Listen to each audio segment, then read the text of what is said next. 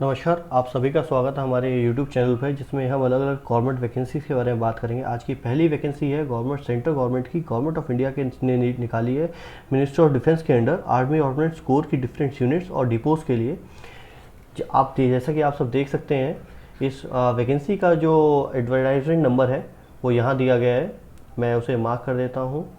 इस वैकेंसी का नाम है मटेरियल असिस्टेंट। मैं आप सबको बताना चाहूँगा, ये एक सिविलियन पोस्ट है जो ग्रुप सी के अंडर आती है, जिसमें बेसिकली आपका काम रहेगा आर्मी ऑर्डिनेंस कोर के अंदर जितने भी डिपोज होते हैं उनका स्टोर मैनेजमेंट, जो सामान आता है जाता है उनकी डायरीज बनाना, मेंटेन करना, और उसके अलावा जितनी आपको एक्स्ट्रा ड्यूटीज़ प्रोवाइड कराई जाएंगी आपको वो करना। अगर हम बात करते हैं टोटल नंबर ऑफ पोस्ट की, total number of post are 419, जिसमें अलग अलग कैटेगरीज के अंदर पोस्ट दी हुई हैं। इसमें एक्स सर्विसमैन की पोस्ट है 41, और जैसे कि आप बाकी सारे डिफरेंट पोस्ट है, ये लेवल 5 की जॉब है, जिसके अंदर आपकी सैलरी वेरिएट करेगी 29,200 से लेके 92,300 तक। अलग अलग कैटेगरीज के अकॉर्डिंग यहाँ पे सीट्स दी हुई हैं।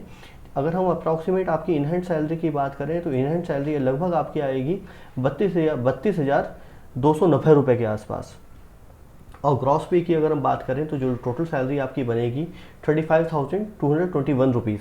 ये डिफ्रेंशिएट करेगा किस सिटी में आप पोस्टेड है। सिटी नंबर 1 में, 2 में, जैसे दिल्ली में अंदर सबसे ज़्यादा होगी, मुंबई में सबसे ज़्यादा होगी, बाकी सिटीज़ के अंदर थोड़ी कम ज़्यादा होगी। अगर हम बात करें इस टोटल वैकेंसीज़ की, तो यहाँ पे अलग अलग रीजन्स के अकॉर्डिंग सीट्स हैं। जैसे अगर हम बात करें ईस्टर्न रीजन के अंदर 10 वैकेंसीज हैं जो कंसिस्ट करेंगी आसाम, अरुणाचल प्रदेश, नागालैंड और मणिपुर की। अगर हम वेस्ट बंगाल की वेस्टर्न की बात करें तो वेस्टर्न है Delhi, Punjab, Himachal Pradesh, Haryana. Total number of vacancy है 120। मैं आपको बताना चाहूँगा, दिल्ली के अंदर सीवीडी है, सेंट्रल व्हीकल डिपो। सीओडी है, सेंट्रल ऑर्डिनेंस डिपो। पंजाब के अंदर भटिंडा में है, अम्बाला में है। इसके अंदर हिमाचल प्रदेश में अलग अलग प्लेस में है, हरियाणा में है। टोटल नंबर ऑफ वैकेंसी है 120। अगर हम नॉर्दर्न रीजन की बात करें तो नॉर्दर्न रीजन के अंदर है जम्मू कश्मीर, लद्दाख। टोटल वैकेंसीज हैं 23। जम्मू कश्मीर में वेरियस प्लेसेस, उधमपुर, जम्मू और अलग अलग प्लेसेस के अंदर यहाँ पे वैकेंसीज हैं जो डिपोज होते हैं, उसके अंदर आपको पोस्ट किया जाएगा। ये मैं आपको क्लियर करूँगा कि ये एक सिविलियन वैकेंसी है जो आपकी 9 to 4 तक जॉब होती है। वो 4 बजे ऑलमोस्ट सारे डिपोज बंद हो जाए, डिपेंड करता है कि किस समय की सिचुएशन चल रही है। मोस्ट ऑफ देम जो डिपोज होते हैं वो 4 बजे क्लोज हो जाते हैं। अगर हम बात करें वेस्टर्न रीजन की, वेस्टर्न रीजन राजस्थान, गुजरात में 23 वैकेंसीज हैं।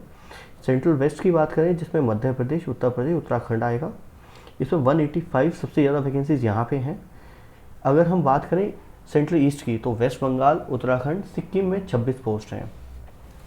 इंडियन आर्मी के अलग अलग जगह अलग अलग डिपोज हैं। आपको फ़ौज के साथ काम करना है, फ़ौज के लिए काम करना है, तो इसमें सेंट्रल ऑर्डिनेंस डिपो होते हैं, फील्ड ऑर्डिनेंस डिपो होते हैं, सेंट्रल एम्यूनिशन डिपो होते हैं, सेंट्रल आर्म्ड व्हीकल डिपो होता है जिसे सीएवीडी का भी कहा जाता है, सीवीडी होता है central vehicle depot and vehicle सब डिपो। इसके अलावा स्टेशनरी डिपोज होते हैं।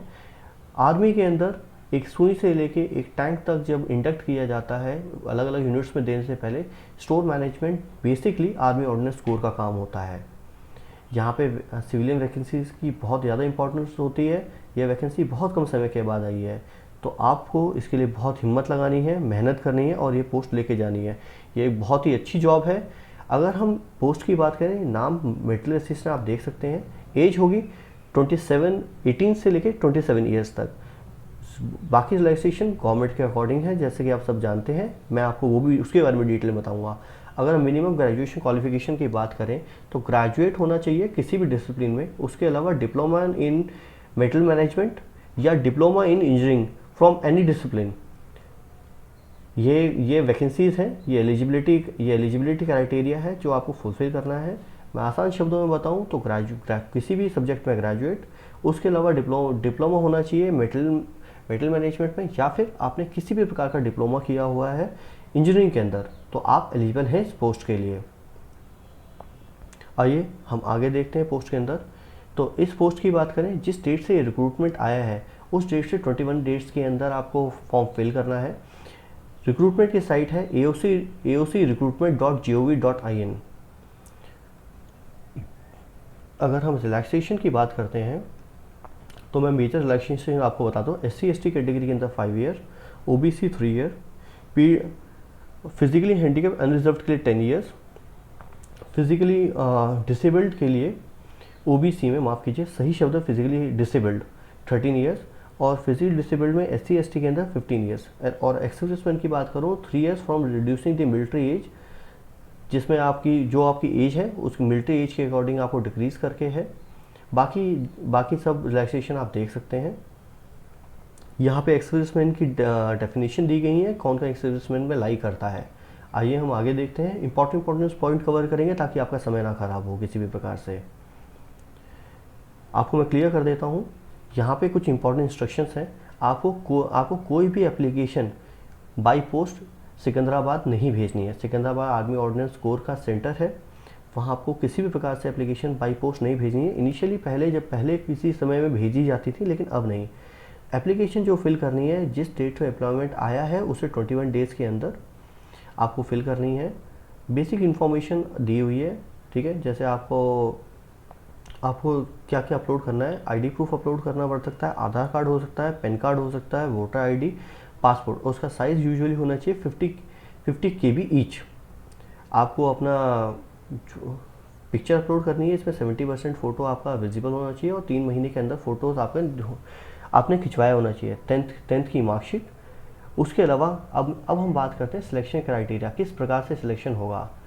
देखिए यहाँ पे उन्होंने क्लियर किया है, depending on the number of applications received, the number of candidate for the test system based shortlisting.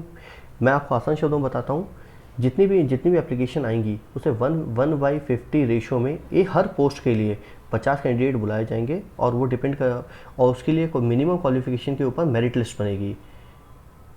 उसके बाद स्टेज 2 होगा। आइए हम स्टेज 2 पे देख लेते हैं।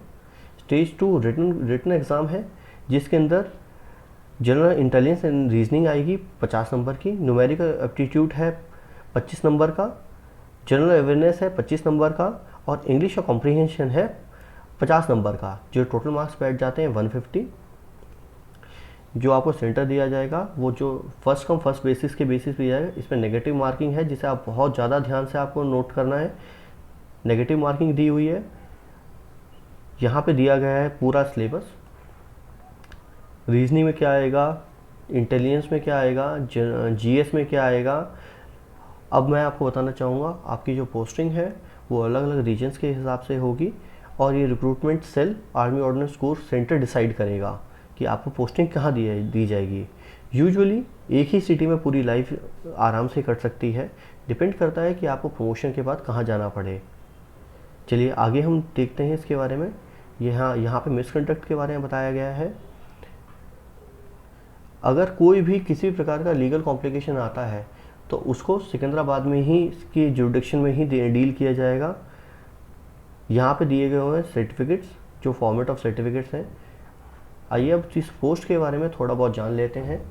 आर्मी ऑर्डिनेंस कोर फौज की वो ब्रांच है जो डिफरेंट स्टोर्स और सामान प्रोवाइड कराती है पूरी इंडियन आर्मी को। कोई भी यूनिट हो, कोई भी रेजिमेंट हो, जो भी सामान फौज के अंदर जाएगा, वो एक त्रिपाल हो, एक कपड़ा हो, यूनिफॉर्म हो, शूज़ हो, या किसी भी प्रकार का कुछ भी हो, वो सब आर्मी ऑर्डिनेंस कोर के थ्रू ही जाता है। हमें ये समझने की ज़रूरत है कि यहाँ पे आपको वर्दी पहनने की ज़रूरत नहीं पड़ेगी, लेकिन आप काम करेंगे फ़ौज के लिए, अपने देश के लिए। यहाँ पे ये वैकेंसी बहुत ही रेयर टू रेयर आती हैं। आपको इस पोस्ट के लिए मेहनत करनी चाहिए। बाकी इन्फॉर्मेशन हम आपको अगली वीडियो में देंगे। धन्यवाद, नमस्कार।